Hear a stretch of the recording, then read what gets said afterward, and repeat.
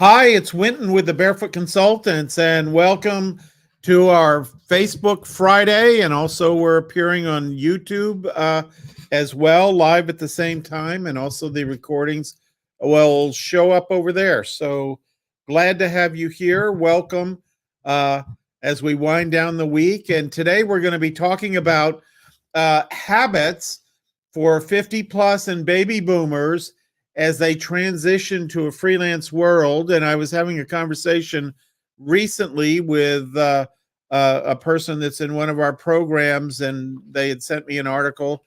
And it basically speaks to this issue that there are never going to be, percentage wise, as many employees as we have in the world today. If you look worldwide, the trend is towards the freelance economy.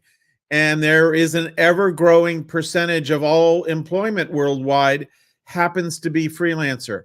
And I do see a fair number of people kind of living with their heads in the sand, thinking that their job or whatever is just going to kind of rock along the way it is. And we just see so much evidence of that if we look around, that that's not what's going to happen.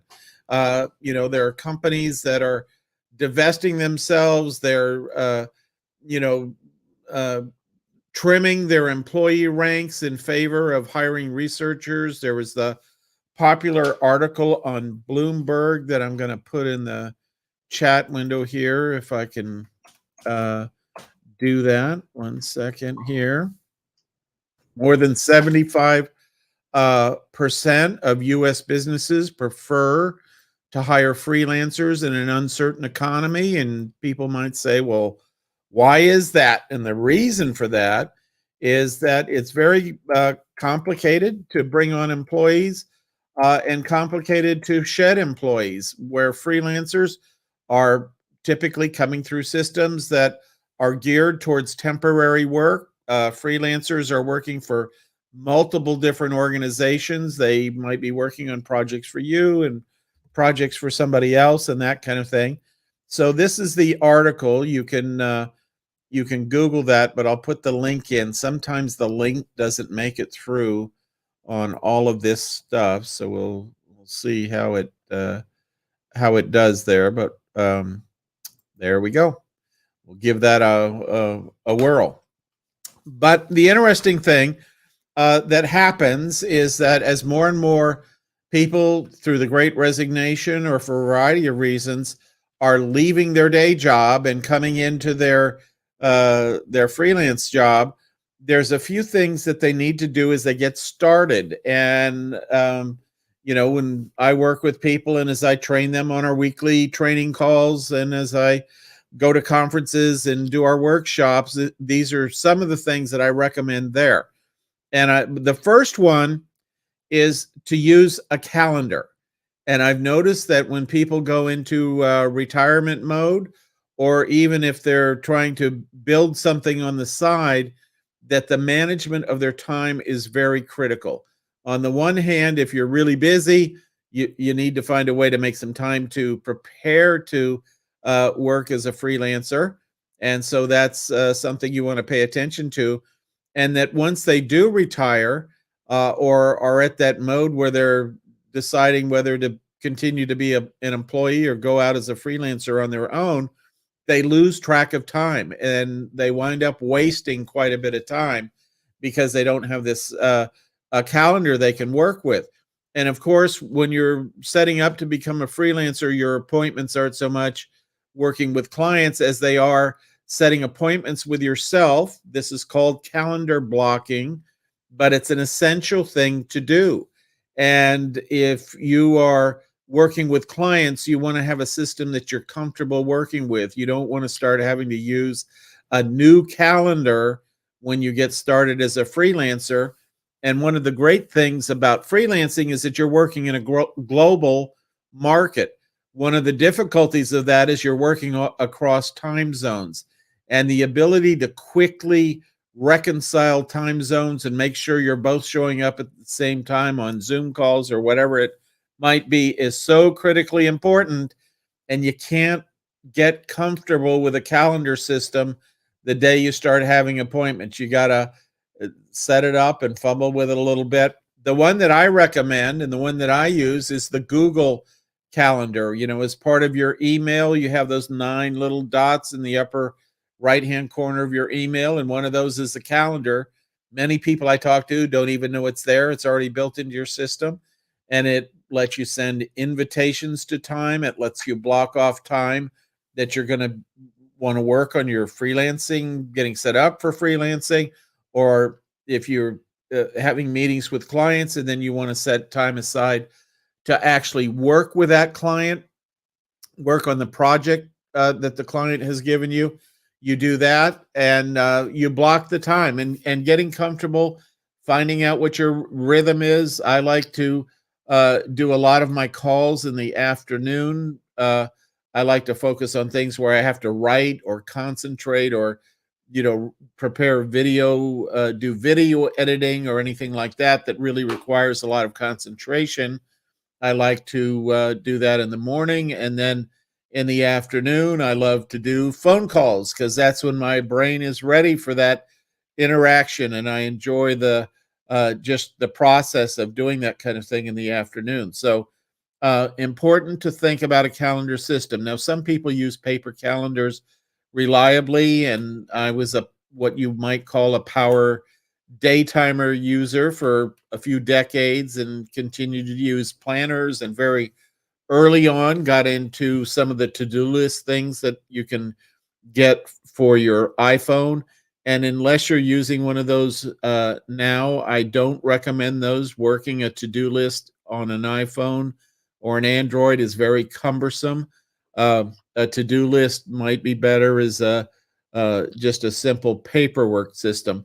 But using a calendar is the most important thing.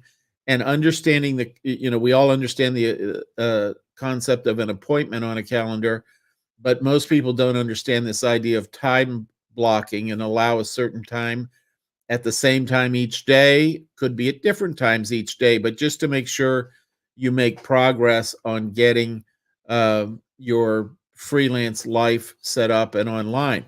In our programs, it takes people typically 15 to 30 hours of work to get set up to be a freelancer.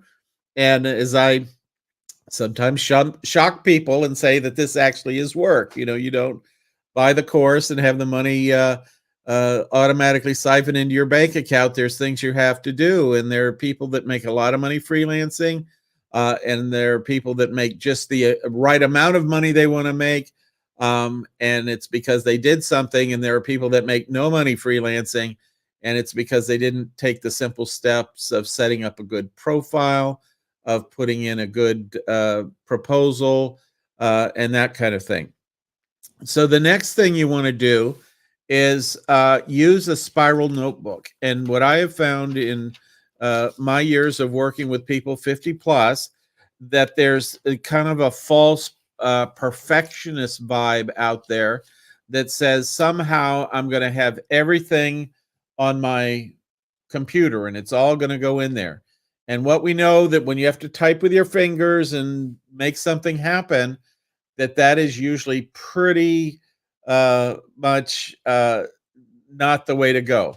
And I have found that even though I'm probably much more knowledgeable than most people I run into in a day, having worked for tech companies for 40 years, that I still use a spiral notebook every single day to take notes all day and make notes of things I need to remember, make notes of appointments, and then at the end of the day, roll all that back into my calendar.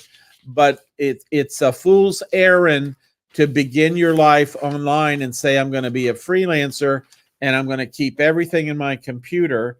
And then, you won't keep up. Your brain works much faster than your computer and your fingers do. And so there's always going to be things that you're thinking about, insights that you're having, things you need to write down on a to-do list. And the bestest way to do that is with a sheet of paper and a pen. And we also know that when you're handwriting, your brain and the circuits in your brain are much more involved than if you're typing. Very important other aspect of that to understand. And so don't feel bad I know I talk to people and they're embarrassed to admit they have to use a spiral notebook to keep up with things, and to me that's a sign of intelligence. You know, you realize that the amount of information you're processing and the notes you have to make exceed your ability to put this stuff into a system. Now what I do is sometimes if I have a page of notes that are important and I need to capture, I do use my iPhone, and I use a sort of an all-in-one program called Evernote. It's been around for a couple decades, I think, and it's a great, you can take a picture of a sheet of paper, and you can actually, if you want to, you can translate that into text. I don't do that usually, but I usually am very good about the way I catalog in that. I use keywords to make sure that I can find that again when I need it, or if it's something that I need to do, it's an actual to do. I will put a flag on it that said that it's part of my to-do list, and then I just look up all the open to-dos and it'll come in there. So use that spiral notebook. Take legible notes so that you can photograph it, and you do get it into a digital format if you photograph it. But it's again a fool's errand to try to see if you can type as fast, or you type your notes and clean them up after a call. And the pace of work today is just too fast to allow that time to do that. And in fact, on some websites, there are people that will take your handwritten notes. Every once in a while, I'll go to a meeting. Maybe it might be a 3 or 4 hour meeting, and I'll have 10 pages of notes. And I don't want to sit down and type those into my system or anything like that. I do, but I might need to share that information with somebody else. So I'll come along and uh, photograph that and send it to a person on Fiverr who will transcribe your handwritten notes. And for maybe $15, they'll transcribe 5 or 10 pages, depends upon how dense your writing is on there. But I've used that a number of times, and that's a great way to get information into your system on notes. I use it rarely, but sometimes important meetings, it's very important to capture everything we pretty much came up with in uh, the uh, meeting, just to share the information and make sure that everything gets followed up on. And then the third thing I wanted to talk about is exactly your to-do list. And this is something that I see people struggle with. When you're getting started, it's easy to have a to-do list that goes on for pages with 20 or 30 items. At different times, I personally have put all those items into a system that manages to-do items, and it quickly becomes overwhelming. And for that reason, it just becomes something that's not useful to use. But I will go ahead and every day, in spite of however many items are on my to-do list, at the end of the day, I do my best to come up with the 3 things that I most want to accomplish the following day. Because in the world of freelancing and in the world of getting started with anything, you have a long to-do list, whatever it is. If you want to, work on your car, if you have a hobby of some kind, if you're planning for a vacation, there's a big to-do list that develops, and you can go off into many directions. And especially if you're doing something like looking up Airbnbs to go to when you go to a certain country or something like that, something that might take 10 or 15 minutes turns into an hour or two of looking around the web and comparing different things and all that kind of stuff. So staying focused on the 3 things that you need to accomplish at that very next day is a great way to do this. And then putting a star next to that one major priority that by the end of the next day, you want to make as much progress as you possibly can.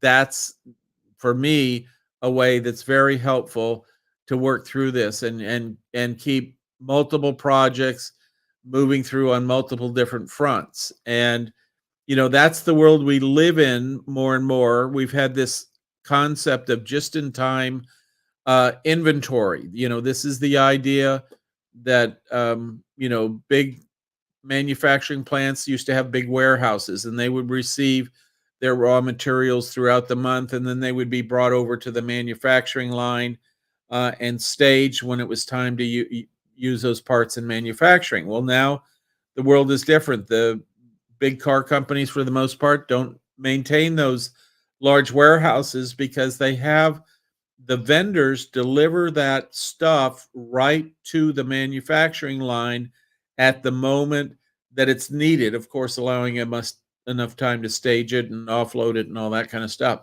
But that's how all of this stuff works, and frankly, that's how to-do lists work today, is that most of us, have many things coming up over the next few months, that we have to do. There's things we're paying attention to. There's projects where we want to accomplish certain things and meet certain milestones, and all of that stuff comes together.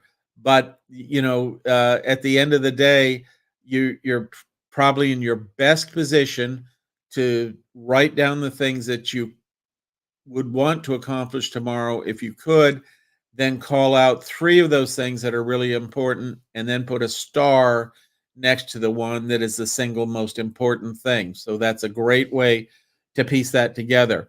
And if you do those three things, use a calendar and use an electronic one, because a manual one is useless for keeping up with time zones.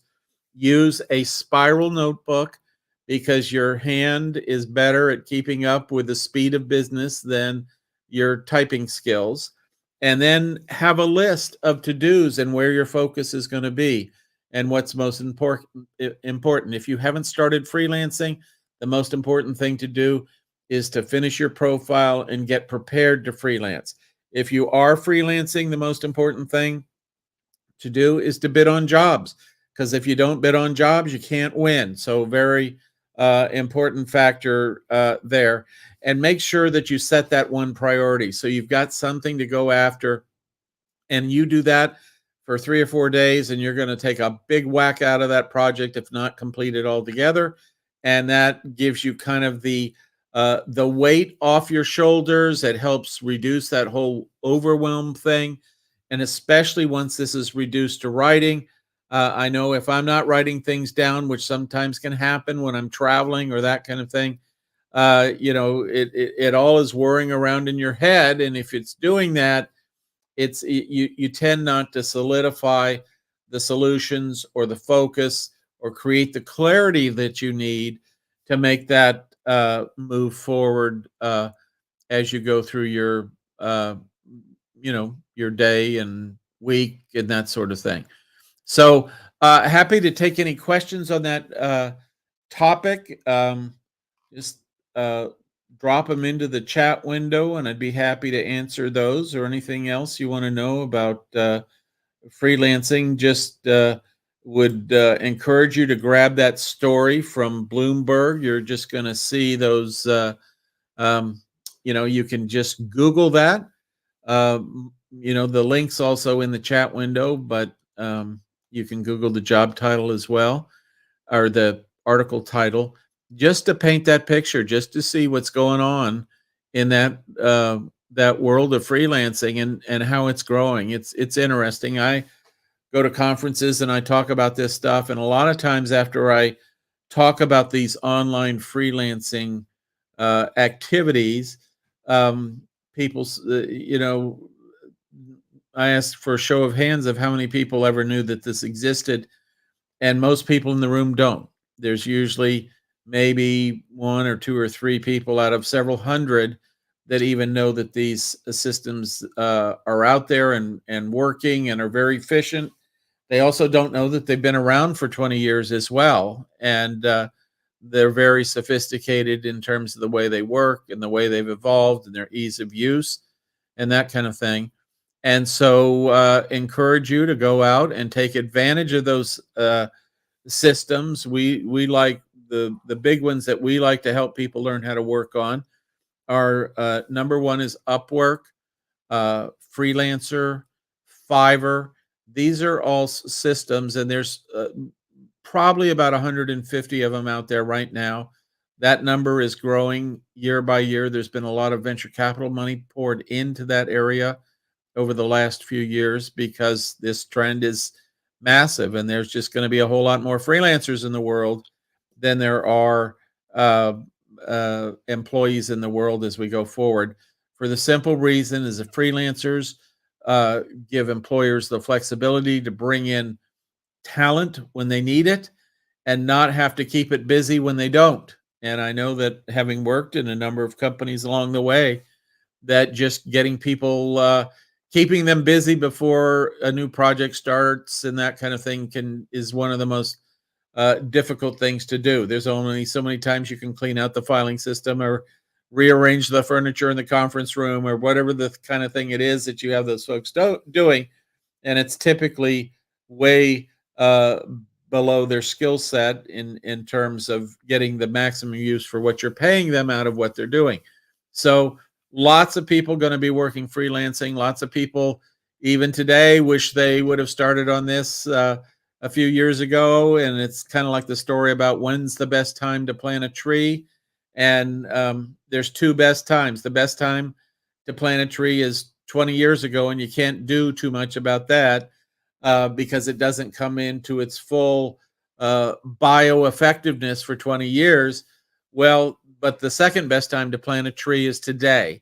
And the second best time to start on your freelance career is today. And that's what we recommend because even if you don't think this is going to impact you, and I've got a solid job and I don't need to freelance.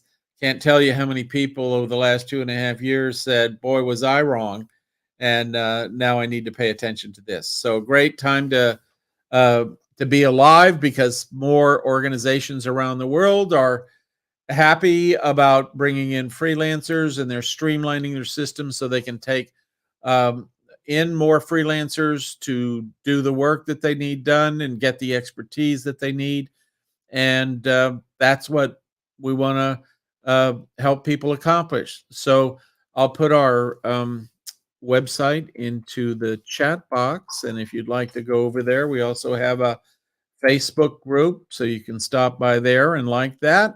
And we'll look forward to seeing you next Friday. And we also, for our members that are on this call, certainly will be on our Tuesday night call. And you know, we cover all aspects of online freelancing on that Tuesday night call, and we'll see you then.